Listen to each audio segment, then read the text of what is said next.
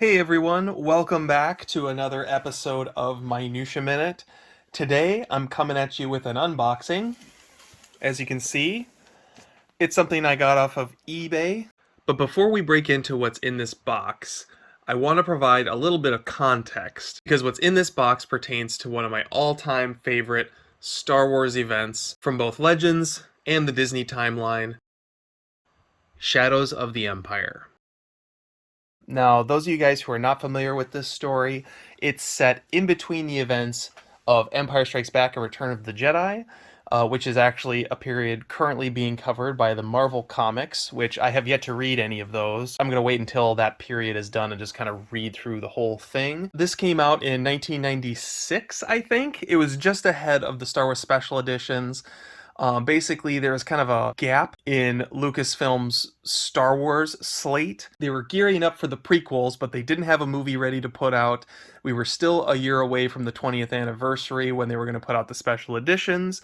And so this was kind of like a weird stopgap. They treated the novel as if it was a movie. So there was a whole set of action figures that came out. I have some of them, but I didn't actually pull them out for this video. If you guys want to see them, leave a note in the comments. I'll go dig them up. There was a junior novelization that I actually used to have, but don't have it anymore. There was also a comic book adaptation, which was interesting because it sort of takes place in between a lot of the events that happened in the book. There was also a sequel to the comic book adaptation, which came out later. Doesn't necessarily count with the main Shadows of the Empire publicity push, but I figure it's worth showing here. There was a pop-up comic book called Battle of the Bounty Hunters, which didn't have the Shadows of the Empire name on it, but is technically part of that same event. If you want to see more on this, I did do a video on it way back when the War of the Bounty Hunters was starting. There was also a video game on the Nintendo 64. As you can see, I got my copy from Pawn America for $5. It's in pretty terrible shape. Not a super expensive game to get. I actually want to get a boxed copy of this complete just to have in the collection. But for now, this is just a decent beater copy that I can have easy access to if I want to play it. And they even put out a CD soundtrack. So there was video games, action figures, comic books, soundtracks for a movie that didn't actually exist.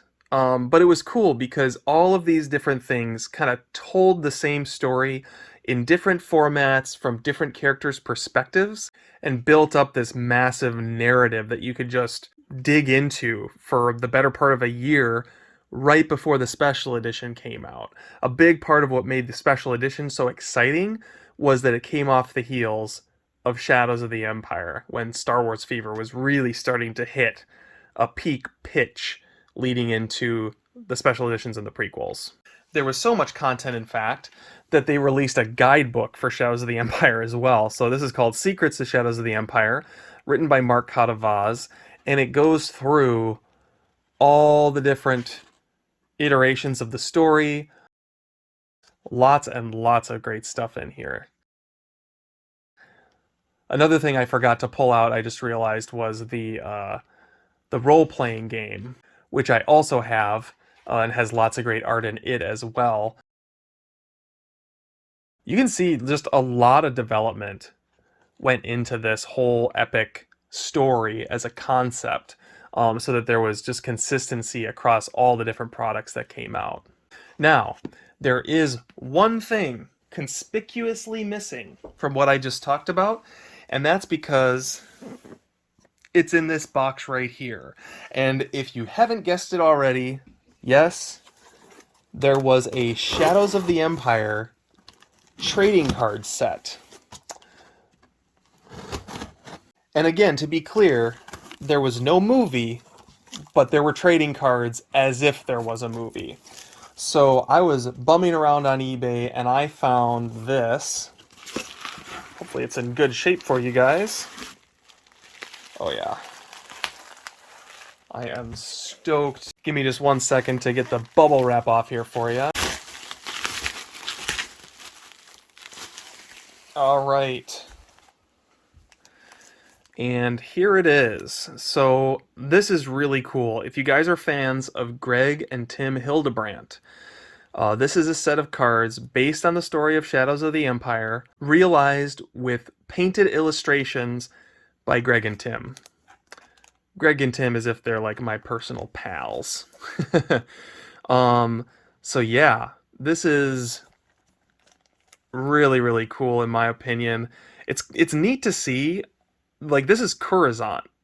But of course, Coruscant hadn't been realized in the movies yet, so you get this sort of preliminary idea of what the planet was like based on the old Ralph McQuarrie illustrations from the original trilogy era. So I'm going to go ahead and open this sucker up and we'll take a look at the packs inside. And to be clear really quick, this is sealed. When I showed it off a second ago, it still had the plastic that the seller had wrapped it in before shipping it off to me. So just one last quick spin around before we break into this sucker.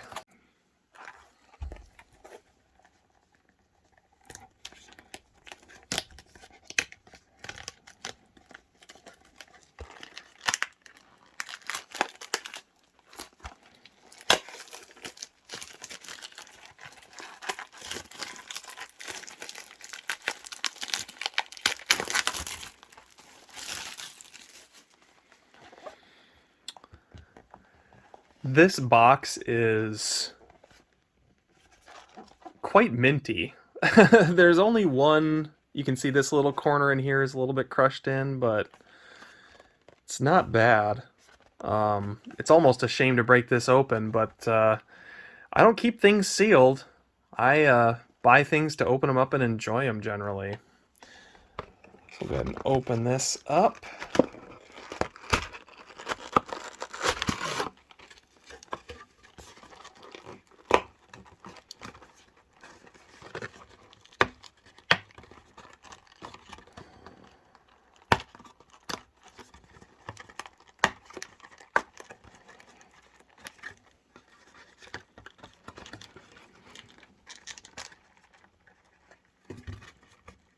This cardboard is actually kind of tough.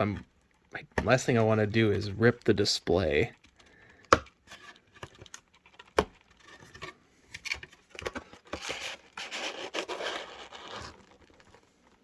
Now that right there is, in my opinion, a piece of art.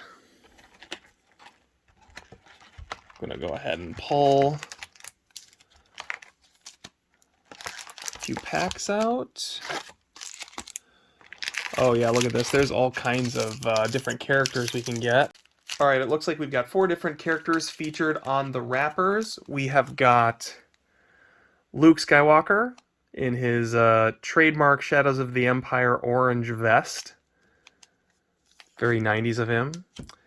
We have got Prince Shizor, who was in favor with Emperor Palpatine and was trying to get revenge on Darth Vader.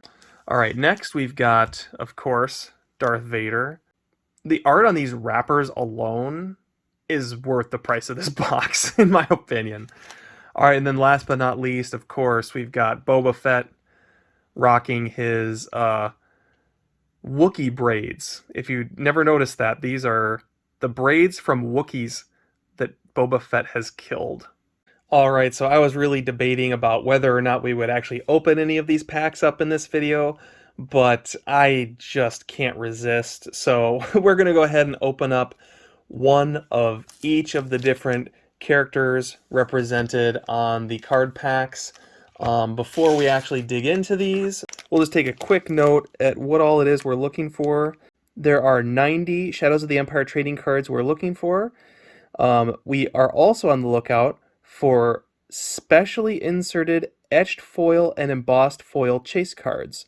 Approximate odds per pack of finding foil embossed chase cards is 1 in 18, which means we are likely going to get 2 in this booster box. And then the regular foils are going to be 1 in 9, so theoretically we should get approximately 4 of them, but of course, no guaranteed number of chase cards are in a given booster box. So with that said, let's take a peek at what Prince Shizor has to offer us.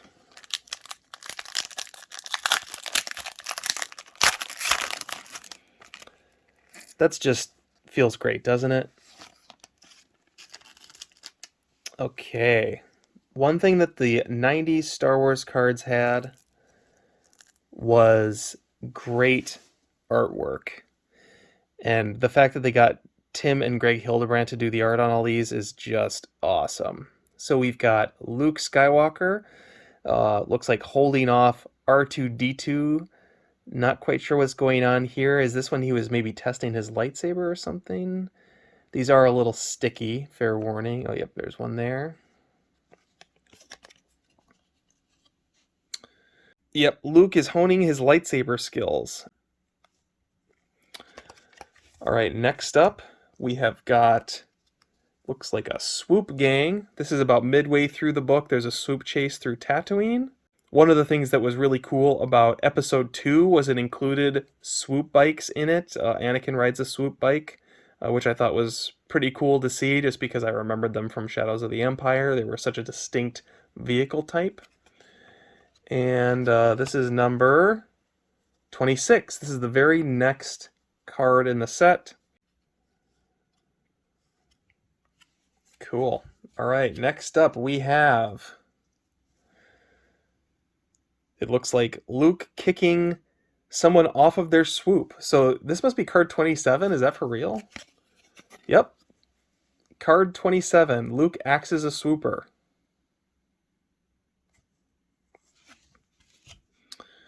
All right, we've got Boba Fett holding off bounty hunters. It looks like you've got both Dengar and Bosk there.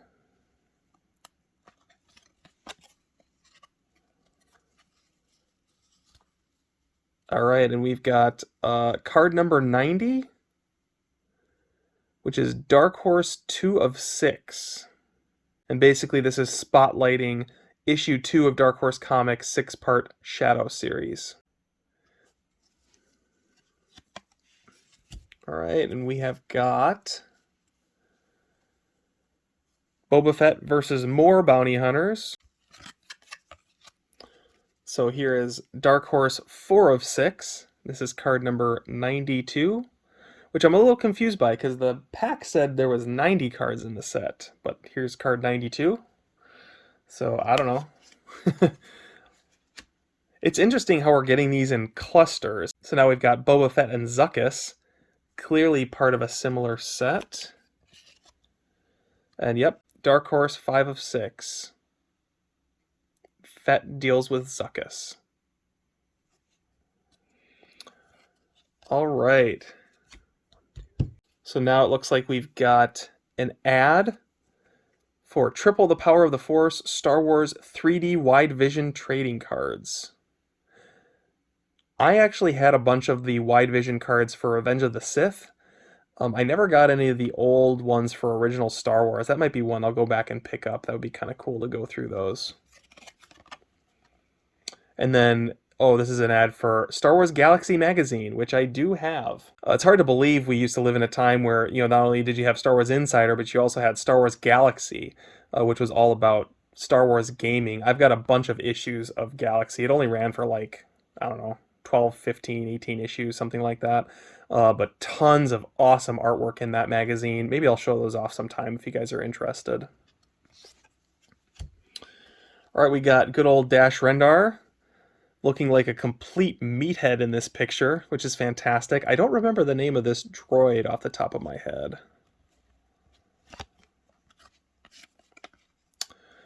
This is card 71, Dash's Secret Getaway. One of the questions that Shadows of the Empire answered was, what was the deal with the Bothan spies whose lives were lost in stealing the plans for the second Death Star? That whole subplot is central to the Shadows of the Empire storyline. All right, and then we've got Luke with Princess Leia and R2-D2. This looks like it's in Ben's hut, so I'm assuming this is towards the beginning of the book. Nope. Luke plans Han's rescue. This is the end of the book. This is card number 72. I guess that makes sense. He's wearing the black outfit from Return of the Jedi. Shame on me for not noticing that right away. All right, and then our last card is this gorgeous Millennium Falcon illustration. That is something else. Wild. All right, flipping this around. Card number 83, the Millennium Falcon. Looks like just a ship bio. All right, so that's our first pack down. Let's see what we've got in the Luke Skywalker pack.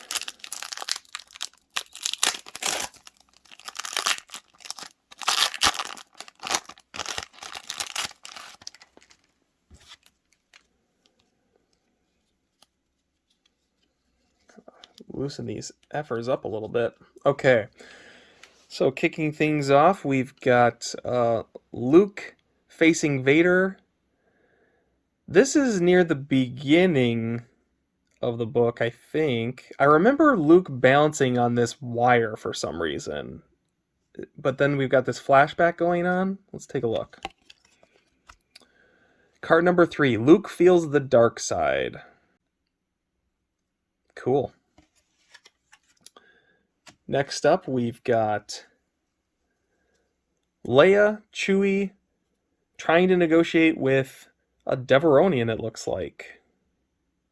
I love the way they illustrate Chewie in this. That looks fantastic. He doesn't necessarily look like the movie, but there's so much personality in that painting. These cards are beautiful. All right, so this is card number 4. It's interesting that these are grouped like this. That said, it's been a while since I've opened up just regular trading cards, so maybe that happens more often than not. I just find it surprising. So this is card number 4, Leia defends herself. This is her waiting to meet Lando Calrissian at the Mos Eisley Cantina. Right, I have a sneaking suspicion that this is going to be card number 5. Leia, Lando, Chewie, and the droids all gathered together.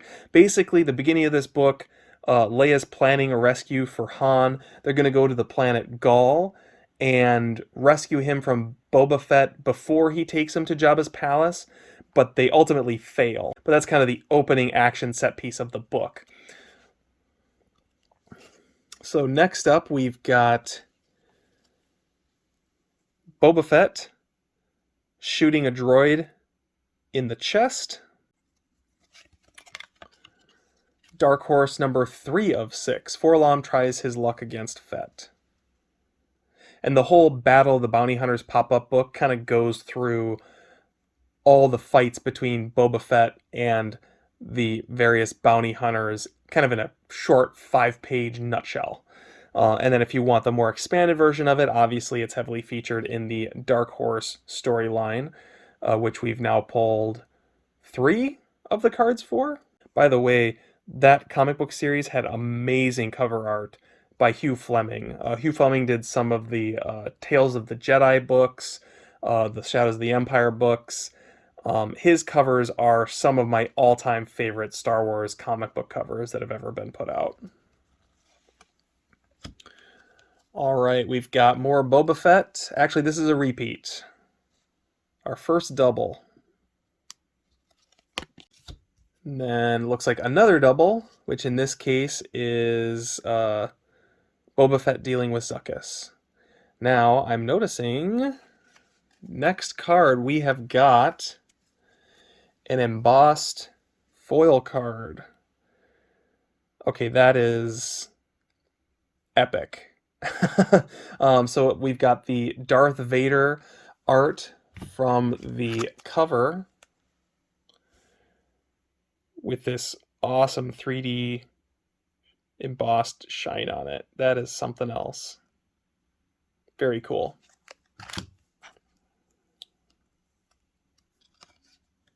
Okay, we've got Prince Shizor looking out over something. Where is this? Shizor wants it all. Card 21. Oh, this is the Skyhook, duh. So the big conclusion of this novel takes place on Shizor's Skyhook. It's a confrontation between the heroes, Vader, Shizor, Vader out for retribution against Shizor, and C-3PO and R2-D2 famously pilot the Millennium Falcon at the end and make a huge mess of everything. Just a really fun conclusion to what is a great Star Wars story, in my opinion. All right, and then in parallel, we've got another really cool realization of the planet Coruscant prior to how it looked in the films. You've got Vader kneeling before Emperor Palpatine. This is card number 22. So we've got Shizor pining for power, and we've got the Emperor and Vader, the powerful, in power. This card is called The Emperor Insists. All right, and then last but not least, we've got a Rodian, Greedo's uncle. I do not remember that. That's card number 3. That's funny that Greedo's uncle is featured in this. I don't remember that at all. All right, so the question is, Vader or Boba Fett? I have not had good luck trying to pull Boba Fett from Cloud City, so we're going to open this one first because superstitious reasons, I guess. I don't know. All right, we've got Dash Rendar versus IG-88. This is on Tatooine, I think. Oh no, LucasArts, 6 of 6. Dash Battles IG-88 on Ord Mantell. I actually, full transparency, never finished the Shadows of the Empire N64 game. I need to do that at some point. And this is card number 100. And these later cards, I guess beyond card 90, are focused on various tie-in products to Shadows of the Empire. So that's pretty cool. I'll have to look up an actual card checklist and find out exactly how many actually are out there, because it's obviously more than 90. All right, we've got Shizor and Emperor Palpatine. This is from the prologue of the book, where Shizor is basically in the background during Empire Strikes Back. It's basically revealed that when Darth Vader communicates with the Emperor during The Empire Strikes Back, Shizor is actually there in the background, which makes this card number 1. Awesome. All right, we've got Princess Leia dreaming of the horrible fate that befell Han Solo. More fantastic art representing the Carbonite. This must be from the beginning of the set somewhere. Card number 2? Yep, card number 2. Leia's Recurring Nightmare. All right, and then we've got another duplicate, although it's a cool one, that Millennium Falcon card. Everything about that card is just pretty sweet, in my opinion. All right, next up, continuing the Starship train, we've got the Outrider. This is Dash Rendar's vehicle. Dash Rendar was sort of hated at the time because he's basically Han Solo's replacement, because Han Solo is frozen in carbonite. So they still wanted to have a Han Solo-like character who is, I think, also Corellian. Pilots a ship very similar in design to the Millennium Falcon. I never had a problem with it. I just ate it up. I thought he was a cool character, but especially within the Lucasfilm story group, they never liked Dash Rendar and swore he would never make it into canon, which is kind of funny. So this is just a profile of the Outrider, card 84. It looks like we got another ship coming up. This one is the Virago, which is Prince Shizor's ship. And that's card number 85, Virago. Oh, what is this ship? I like that we're getting all these ship cards together. This is not Sharp Ray. I can't.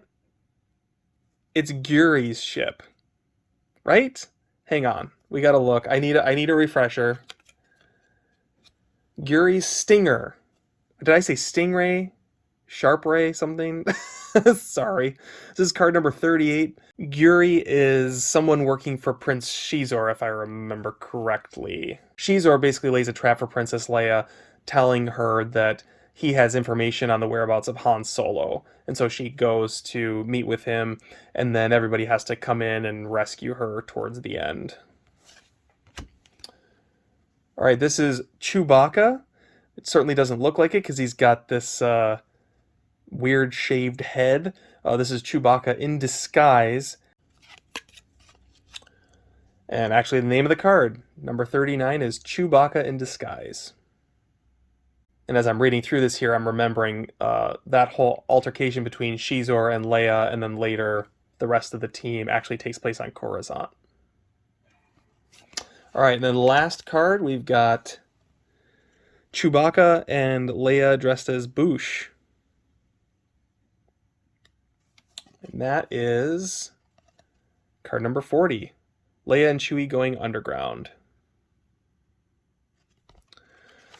All right, I've got one more pack to open for you guys. I hope you guys are enjoying this. I'm taking my time because these really are gorgeous, gorgeous cards.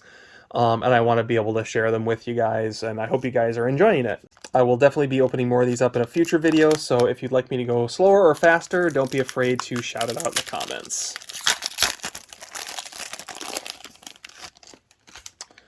All right, we've got another duplicate. Princess Leia and Lando Calrissian.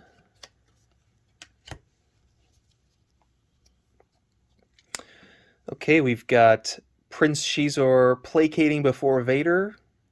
Not sure when in the novel this is actually taking place. Towards the beginning, Shizor greets Vader. We've got the darker side of Shizor, in which he is attacking Crimson Guard, it looks like. I don't remember this moment. That facial expression is incredible, though. Shizor's dirty handiwork.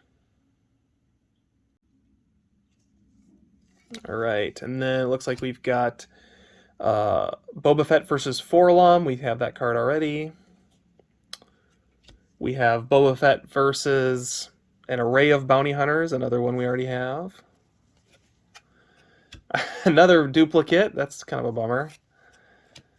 An advertisement for 3D wide vision cards. Let's finish this pack strong.